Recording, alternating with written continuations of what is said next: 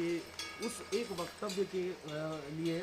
लोग अपने घरों से किस प्रकार से निकलकर ताली बजा रहे हैं। और भारत एक ऐसा देश है जहां पर हम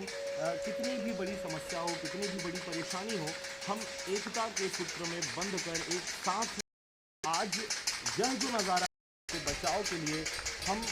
एक साथ लड़ने के लिए तैयार हैं। भारत भी इससे छूटा नहीं रहा। भारत के बहुत सारे राज्यों में इस प्रकार के जो केसेस हैं वो सामने आए हैं और यही वजह है कि हमारे मोदी जी ने, हमारे प्रधानमंत्री जी ने यह आह्वान किया था कि आप 22 मार्च को अपने घरों से ना निकले। सवेरे 7 बजे से लेकर रात 9 बजे तक एक भी व्यक्ति आप बिना आवश्यकता के आप बाहर ना निकले, इसीलिए सभी चीज़ों को बंद कर दिया गया था। लेकिन एक बात विशेष उन्होंने कहा था कि जैसे 5 बजता है तो आप अपने घरों से बाहर निकलें, कोई घंटी बजाएं, ताली बजाएं या किसी भी प्रकार का आवाज़ करें। आवाज़ इसलिए करें क्योंकि जिन्होंने आपके लिए ये व्यवस्था करी थी, जो पुलिस है, जो